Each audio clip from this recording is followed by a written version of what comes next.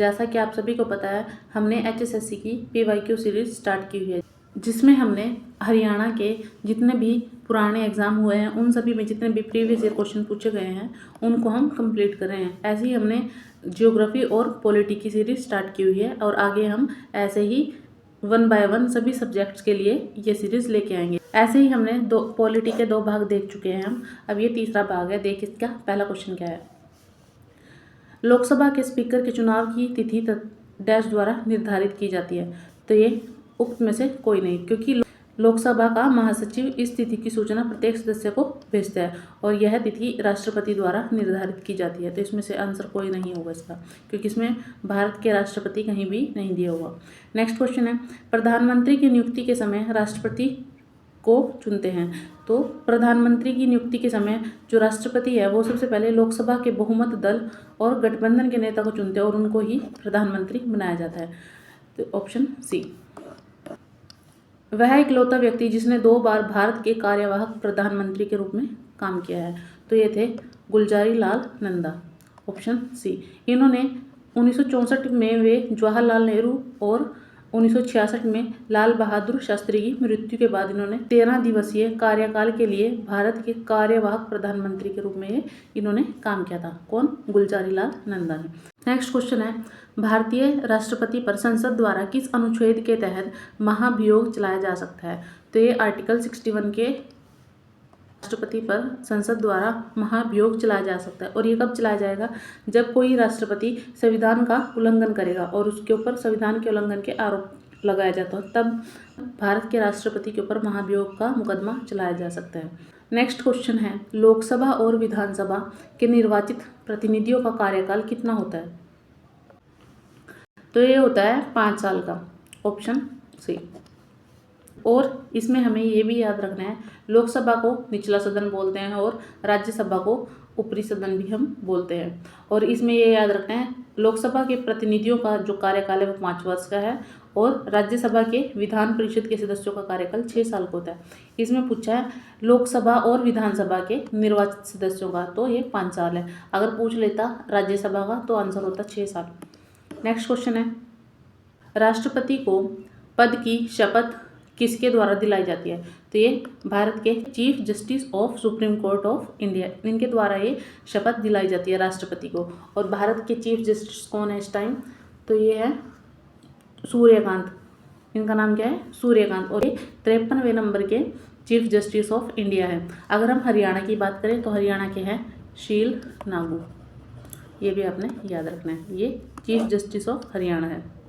Next question है, राष्ट्रपति द्वारा राज्यसभा के लिए नियुक्त सदस्यों की कुल संख्या कितनी है। तो राष्ट्रपति द्वारा जो राज्यसभा के लिए नियुक्त सदस्य हैं वो उनकी संख्या 12 होती है, जो मनोनीत होते हैं। ठीक है। और ये कला क्षेत्र इनसे रिलेटेड व्यक्ति होते हैं जिन्होंने किसी अपनी फील्ड में कोई, जैसे कला हो गया, साहित्य, विज्ञान, समाज सेवा या सहकारिता के क्षेत्र में विशेष ज्ञान या अनुभव प्राप्त किया हो, उनको राज्यसभा के लिए राष्ट्रपति द्वारा मनोनीत किया जाता है और ये 12 सदस्य होते हैं। नेक्स्ट है, लोकसभा अध्यक्ष के बारे में सही कथनों का पहचान करें। वह सभा की गरिमा और डेकोरम बनाए रखते हैं। वह अपना निर्णायक वोट तब डालते हैं जब किसी बिल को उनके पक्ष और विपक्ष के समान संख्या में वोट मिलता हो। वह लोकसभा के सदस्यों द्वारा चुने जाते हैं। All of above. तो इसका आंसर होगा ऑल ऑफ अबव, क्योंकि लोकसभा के जो अध्यक्ष हैं उनका ये सारे काम लोकसभा के अध्यक्ष के हैं। और वर्तमान में हमारे लोकसभा अध्यक्ष हैं ओम बिरला। ओम बिरला। और ये 18वीं लोकसभा चल रही है हमारी, ये भी आपने याद रखना है। नेक्स्ट क्वेश्चन है, उत्तर प्रदेश द्वारा राज्यसभा को भेजी गई सीटों का कुल संख्या कितनी है। जो उत्तर प्रदेश है सबसे ज़्यादा राज्यसभा की सीटें हैं जैसे, और ये 31 है। राज्यसभा का प्रदेश सभापति कौन होता है। तो ये भारत के उपराष्ट्रपति होते हैं और भारत के उपराष्ट्रपति वर्तमान में है CP राधाकृष्णन। ये भी आपने याद रखना है। नेक्स्ट क्वेश्चन है, मंत्रिपरिषद सामूहिक रूप से किसके प्रति उत्तरदायी है। तो ये लोकसभा के प्रति उत्तरदायी होती है। Option A. अनुच्छेद 75 के अनुसार मंत्रिपरिषद सामूहिक रूप से लोकसभा के प्रति उत्तरदायी होती है, क्योंकि संघीय मंत्रिपरिषद कार्यपालिका की शक्तियों की वास्तविक प्रयोगकर्ता होती है। नेक्स्ट है, राज्यसभा के सदस्य चुने जाते हैं। तो राज्यसभा के सदस्य एकल हस्तांतरित वोटों का प्रयोग कर राज्य और क्षेत्रीय विधायिका द्वारा अप्रत्यक्ष चयनित किए जाते हैं। इसका आंसर होगा ऑप्शन डी। जो लोकसभा है उसके जो सदस्य हैं वो प्रत्यक्ष रूप से, मतलब जो एमपी होते हैं हमारे, वो लोगों द्वारा वोट द्वारा चुने जाते हैं। और जो राज्यसभा है इसके अंदर जो हमारे विधानसभा के या विधान परिषद के जो मेंबर होते हैं उनके द्वारा ये अप्रत्यक्ष रूप से चुने जाते हैं राज्यसभा के सदस्य हैं। तो इसका आंसर होगा डी। नेक्स्ट क्वेश्चन है, संसद का उच्च सदन कौन सा है? ये अभी अपने बात की थी, उच्च सदन है राज्यसभा और निम्न सदन को बोलते हैं लोकसभा। नेक्स्ट क्वेश्चन है, भारतीय सशस्त्र सेनाएं किस मंत्रालय के अधीन काम करती हैं? तो ये रक्षा मंत्रालय के अधीन आती है, ऑप्शन ए। नेक्स्ट क्वेश्चन है, राज्यसभा कब भंग की जा सकती है? सही जवाब दें। तो राज्यसभा कभी भी भंग नहीं की जा सकती, सिर्फ लोकसभा का ही विघटन हो सकता है या फिर उसका कार्यकाल पूर्ण हो सकता है। राज्यसभा कभी भी भंग नहीं की जा सकती। तो इसका आंसर होगा option number D. Next question है, राज्यसभा का विघटन किया जा सकता है? तो हमने पढ़ लिया कि नहीं की जा सकती, तो ऑप्शन के भी क्या होगा? डी, इनमें से कोई नहीं। नेक्स्ट है, भारतीय सशस्त्र बलों का सुप्रीम कमांडर कौन होता है? तो भारत के राष्ट्रपति, ऑप्शन बी। नेक्स्ट है, उस राष्ट्रपति का नाम बताइए जिन्होंने आंतरिक आपातकाल इलाहाबाद उच्च न्यायालय के निर्णय अनुसार इंदिरा गांधी के चुनाव के समय लगाया। फखरुद्दीन अली अहमद के द्वारा किया गया था और इलाहाबाद के अंदर इन्होंने आंतरिक आपातकाल की घोषणा की थी। उच्च न्यायालय के निर्णय के अनुसार इंदिरा गांधी के चुनाव के समय 25 जून 1975 को लगाया गया था। इंदिरा गांधी ने 1971 के चुनाव के खिलाफ राजनारायण ने इलाहाबाद उच्च न्यायालय में चुनौती दी थी इसको, इस आपातकाल को। नेक्स्ट क्वेश्चन है, संसद के संयुक्त सत्र की अध्यक्षता कौन करता है? तो संसद के संयुक्त सत्र की अध्यक्षता राष्ट्रपति द्वारा की जाती है और ये संयुक्त सत्र को बुलाने का काम भी कौन कर सकता है? राष्ट्रपति ही करेगा।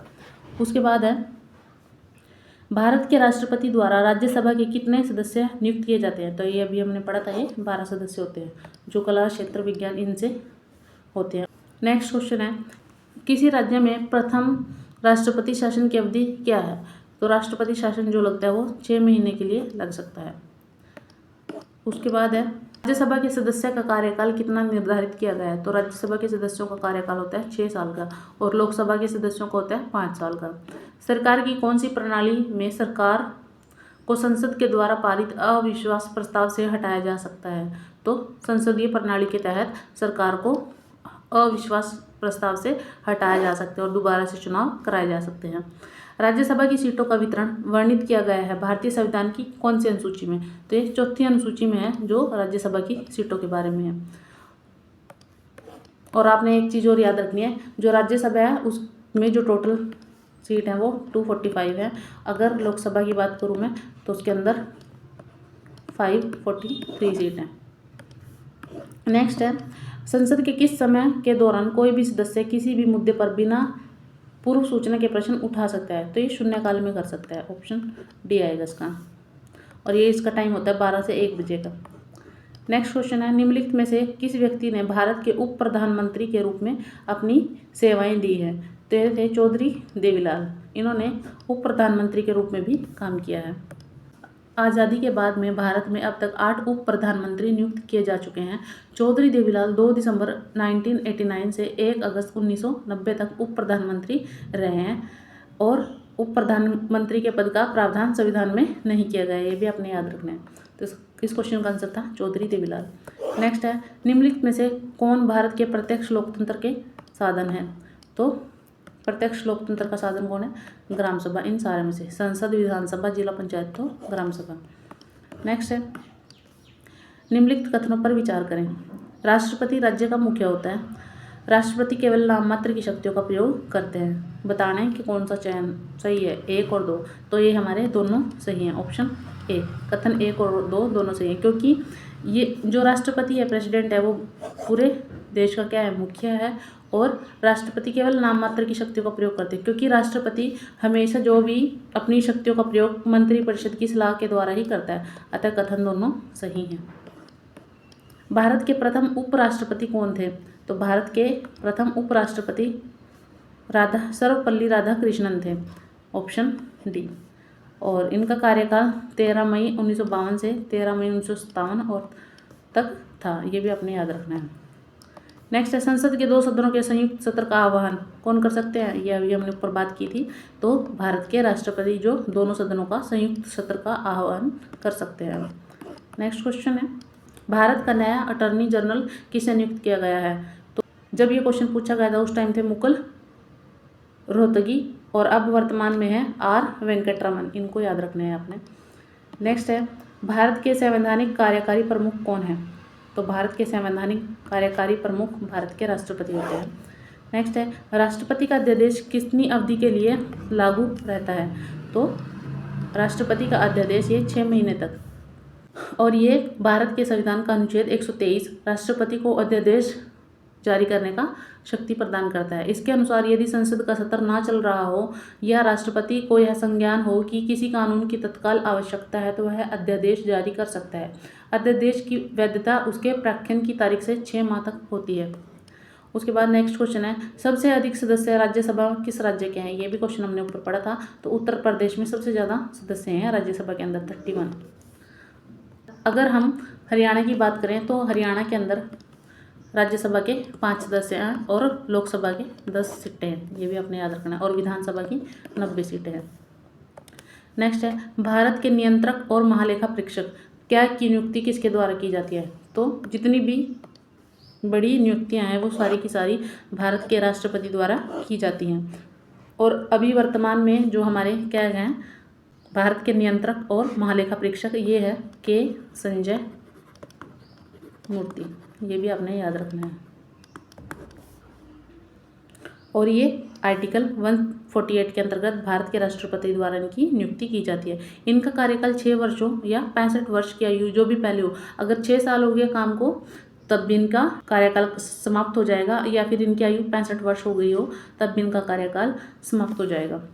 नेक्स्ट है, भारत के संवैधानिक कार्यकारी प्रमुख कौन है? तो भारत के कार्यकारी संवैधानिक प्रमुख कौन है? भारत के राष्ट्रपति। Option A. नेक्स्ट है, संघीय प्रणाली की एक आवश्यक विशेषता है शक्तियों का पृथक्करण, शक्तियों का विभाजन, शक्तियों का केंद्रीकरण। तो संघीय प्रणाली किसके अंदर आती है? शक्तियों का विभाजन। इसके अंदर क्या है? संघीय प्रणाली की विशेषताओं में संघीय सरकार और राज्यों के बीच शक्तियों का यह स्पष्ट विभाजन, स्वतंत्र न्यायपालिका, द्विसदनीय विधायिका, दोहरी सरकार की राजनीतिक और संवैधानिक सर्वोच्चता शामिल है। मतलब शक्तियों का विभाजन इसमें क्या है? राज्य सरकार के पास कौन कौन सी शक्तियाँ हैं और केंद्र सरकार के पास कौन कौन सी शक्तियाँ हैं, इनका बंटवारा संघीय प्रणाली के द्वारा किया जाता है। नेक्स्ट है, लोकसभा चुनाव लड़ने के लिए किसी को न्यूनतम आयु कितनी होनी चाहिए? तो लोकसभा के चुनाव के लिए 25 वर्ष की आयु न्यूनतम है, और अगर हम बात करें राज्यसभा की तो उसके लिए 30 वर्ष की आयु होनी चाहिए। नेक्स्ट है, संसद में विधेयक की प्रस्तुति के संबंध में निम्नलिखित में से कौन सा गलत है? वित्त विधेयक सर्वप्रथम संसद के किसी भी सदन में प्रस्तुत किया जा सकता है। सभी विधेयकों के लिए राष्ट्रपति का अनुमोदन अनिवार्य है। वित्त मंत्री वित्त विधेयक लोकसभा में प्रस्तुत कर सकते हैं। विधेयकों के संबंध में असहमति का संसद के संयुक्त सत्र के माध्यम से सुलझाया जा सकता है। तो इसका आंसर होगा ए। वित्त विधेयक केवल लोकसभा में पेश किया जा सकता है, और ये कभी भी दोनों सदनों में या किसी भी सदन में ऐसे नहीं पेश किया जा सकता, सिर्फ लोकसभा के अंदर। तो ये हमारा गलत है, ऑप्शन ए। नेक्स्ट क्वेश्चन है, भारतीय संविधान लोकसभा में अनुसूचित जाति और अनुसूचित जनजातियों के लिए सीटों का आरक्षण प्रदान करता है। प्रारंभ में इसे 10 वर्ष के लिए बनाया गया था, अब इसे 2020 तक बढ़ा दिया गया है। 1 सितंबर 2012 तक अनुसूचित जाति और अनुसूचित जनजातियों के लिए लोकसभा में आरक्षित सीटों की संख्या कितनी है? तो ये अनुसूचित जाति के लिए है 84 और अनुसूचित जनजाति एससी के लिए 84, एसटी के लिए 47। टोटल 131 है ये सीटें, 84 और 47 ये इनके प्रतिनिधियों के लिए आरक्षित हैं। नेक्स्ट क्वेश्चन है, भारतीय संविधान के किस अनुच्छेद के अनुसार राज्य परिषद में धन विधेयक को पेश नहीं किया जा सकता? तो आर्टिकल 109 के तहत धन विधेयक को पेश नहीं किया जा सकता। संघ की न्यायपालिका से रिलेटेड ये क्वेश्चन होंगे। पहला है, भारत के सर्वोच्च न्यायालय के में शामिल है। तो भारत के सर्वोच्च न्यायालय में 1 चीफ जस्टिस है और 33 अन्य जज हैं। तो ऑप्शन ये, मतलब 34 हैं टोटल, ये भी आपने याद रखना है। और भारत के जो भी वर्तमान में चीफ जस्टिस हैं वो सूर्यकांत हैं और वे 53 मतलब 53वें नंबर के हैं सूर्यकांत, याद रखना है आपने, पीछे भी बताया था मैंने। नेक्स्ट क्वेश्चन है, भारत के संघीय न्यायालय ने कब कार्य करना शुरू किया? देखिए, भारतीय संघीय न्यायालय की स्थापना भारत सरकार अधिनियम 1935 के प्रावधानों के तहत की गई थी। यह 1 अक्टूबर 1937 से कार्य करना इसने शुरू किया और बाद में 1950 के अंदर इसको भारत के सर्वोच्च न्यायालय की स्थापना तक ये कार्यरत रहा। मतलब इसको चेंज कर दिया गया था भारत के सर्वोच्च न्यायालय, मतलब भारत के सुप्रीम कोर्ट के अंदर, और ये काम शुरू हुआ 1 अक्टूबर 1937 से। तो ये इसका आंसर होगा ऑप्शन ए। नेक्स्ट क्वेश्चन है, सर्वोच्च न्यायालय के न्यायाधीशों की आयु कितनी आयु है जो जब वो सेवानिवृत्त होते हैं? तो 65 साल रखी हुई है। नेक्स्ट है, भारत में सर्वोच्च न्यायालय में न्यायाधीशों की संख्या बढ़ाने का अधिकार किसके पास है? तो भारत की संसद के पास है, ऑप्शन डी।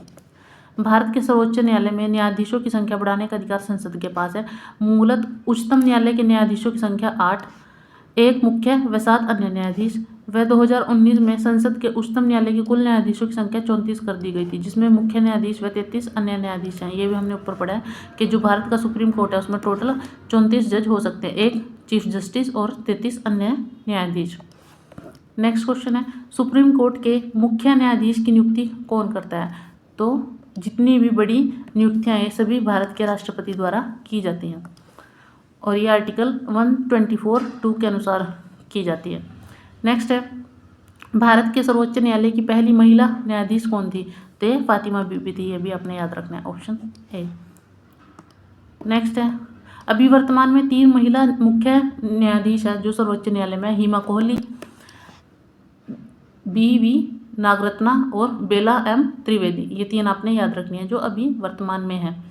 सर्वोच्च न्यायालय द्वारा घोषित कानून देश के सभी नागरिकों पर बाध्यकारी है। कौन सा अनुच्छेद इससे संबंधित है? तो ऑप्शन सी, आर्टिकल 141। देखो, जो सर्वोच्च न्यायालय द्वारा, सुप्रीम कोर्ट द्वारा भारत के अंदर कोई भी कानून घोषित किया जाता है तो वो सभी न्यायालयों पर बाध्यकारी होता है। जितने भी भारत के अंदर कोर्ट है, हाई कोर्ट हो गई या छोटे जितने भी न्यायालय हैं उन सभी के अंदर। और ये अनुच्छेद 226 उच्च न्यायालय की रिट जारी करने की शक्ति से संबंधित है। जो हमने आर्टिकल 32 पढ़ा था संवैधानिक उपचारों का, उसके बारे में है, ठीक है। उसके अंदर 5 रिट होती हैं, उससे संबंधित है ये अनुच्छेद 226। उच्च न्यायालयों को रिट जारी करने की शक्ति ये प्रदान करता है और रिट सारी किस में दी गई है? आर्टिकल 32 के अंदर। नेक्स्ट क्वेश्चन है, विधिक रूप से कैद में एक व्यक्ति को मुक्त करने के लिए न्यायिक निकाय द्वारा जारी की जाने वाली उपयुक्त रिट कौन सी है? अधिकार परीक्षा, उत्प्रेषण, परमादेश या बंदी प्रत्यक्षीकरण। तो इसका आंसर होगा बंदी प्रत्यक्षीकरण। मीन्स अगर देखो, भारत के संविधान में सुप्रीम कोर्ट को रिट जारी करने का अधिकार है अनुच्छेद 32 के अनुसार, हाई कोर्ट को 226 के अनुसार दिया गया है, ठीक है। ये दोनों अलग अलग हैं, अनुच्छेद 32 सुप्रीम कोर्ट के अंदर और अनुच्छेद 226 हाई कोर्ट के अंदर। विधिक रूप से कैद व्यक्ति को बंदी प्रत्यक्षीकरण रिट के माध्यम से न्यायिक निकाय मुक्त करने के लिए ये रिट जारी की जाती है। मीन्स अगर किसी व्यक्ति को पुलिस पकड़ के लेके जाती है और उसको बिना किसी वजह से, तो पुलिस को उसे 24 घंटे के अंदर मजिस्ट्रेट के सामने पेश करना ही होगा, वरना उसको छोड़ना होगा। तो ये बंदी प्रत्यक्षीकरण रिट के अंदर है। नेक्स्ट क्वेश्चन है, भारत के वर्तमान मुख्य न्यायाधीश कौन है? तो इनमें से तो कोई नहीं है। ये पुलिस कांस्टेबल के एग्ज़ाम 2021 की शिफ्ट में आया हुआ था और उस टाइम थे शरद अरविंद बोबडे, भारत के 47वें मुख्य न्यायाधीश थे।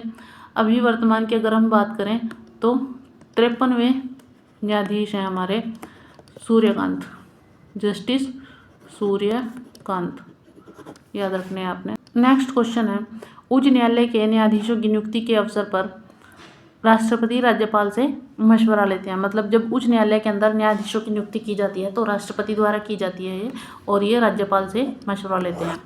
नेक्स्ट है, वह मामला जिसमें सर्वोच्च न्यायालय ने निर्णय दिया कि संविधान एक बुनियादी ढांचा है और कोई भी बुनियादी ढांचे का उल्लंघन नहीं कर सकता। तो ये केशवानंद भारती मामला था जिसके अंदर सुप्रीम कोर्ट ने कहा था कि संविधान के मूल बुनियादी ढांचे का उल्लंघन कोई नहीं कर सकता। नेक्स्ट है, भारत के सर्वोच्च न्यायालय के बारे में गलत कथन कौन सा है? सर्वोच्च न्यायालय के निर्णय सभी न्यायालयों पर बाध्यकारी होते हैं। उच्च न्यायालय के न्यायाधीशों को ट्रांसफर नहीं किया जा सकता। किसी भी न्यायालय के इस मामलों को अपने पास ले सकता है या फिर यह मामलों को एक उच्च न्यायालय से दूसरे में स्थानांतरित कर सकता है। देखो, सर्वोच्च न्यायालय के निर्णय देश के सभी न्यायालयों के लिए बाध्यकारी है। पहली लाइन बिल्कुल ठीक है। किसी भी न्यायालय में लंबित मामलों को वह अपने पास मंगवा सकता है। किसी लंबित मामले या अपील को उच्च न्यायालय से दूसरे में स्थानांतरित भी कर सकता है। जबकि उच्च न्यायालय के न्यायाधीशों का ट्रांसफर राष्ट्रपति भारत के मुख्य न्यायाधीश की सलाह पर करता है। अतः कोई भी कथन गलत नहीं है। जितने भी इसमें दिए हुए हैं सभी के सभी क्या है, सही है। नेक्स्ट क्वेश्चन है, निम्नलिखित में से कौन सा कथन सर्वोच्च न्यायालय की न्यायिक समीक्षा अधिकार को संदर्भित करता है? कानूनी विचारों में राष्ट्रपति को सलाह देने का अधिकार है। अदालत में न्यायाधीशों की नियुक्ति का अधिकार, कानून की संवैधानिकता की जांच का अधिकार और राज्य सरकारों के बीच विवादों को निपटाने का अधिकार। क्वेश्चन क्या दिया हुआ है, कौन सा कथन सर्वोच्च न्यायालय की न्यायिक समीक्षा अधिकार को संदर्भित करता है? जो सुप्रीम कोर्ट के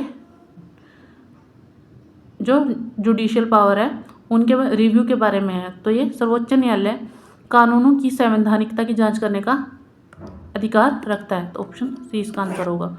नेक्स्ट क्वेश्चन है, भारत में सर्वोच्च न्यायालय में न्यायाधीशों की संख्या बढ़ाने का अधिकार किसके पास है? तो ये भारत की संसद के पास है, पार्लियामेंट ऑफ इंडिया के पास। और ये अनुच्छेद 224(1) के अंतर्गत आता है। भारत की संसद के पास न्यायाधीशों की संख्या बढ़ाने का अधिकार। नेक्स्ट है, सुप्रीम कोर्ट के मुख्य न्यायाधीश की नियुक्ति कौन करता है? तो सुप्रीम कोर्ट के मुख्य न्यायाधीश की नियुक्ति भारत के राष्ट्रपति द्वारा की जाती है। नेक्स्ट है, सर्वोच्च न्यायालय के न्यायाधीश कितनी वर्ष की आयु पर सेवानिवृत्त हो सकते हैं? तो ये 65 साल की आयु में। Option D. आज की वीडियो में इतना ही। नेक्स्ट हम आगे करेंगे महान्यायवादी और क्या है। जितने भी हमारे पॉलिटी के क्वेश्चन रहते हैं वो सारे हम नेक्स्ट वीडियो में कंप्लीट करेंगे। तब तक के लिए धन्यवाद। देखते रहिए। अगर आपको वीडियो पसंद आई है तो लाइक और सब्सक्राइब जरूर करें। Thank you.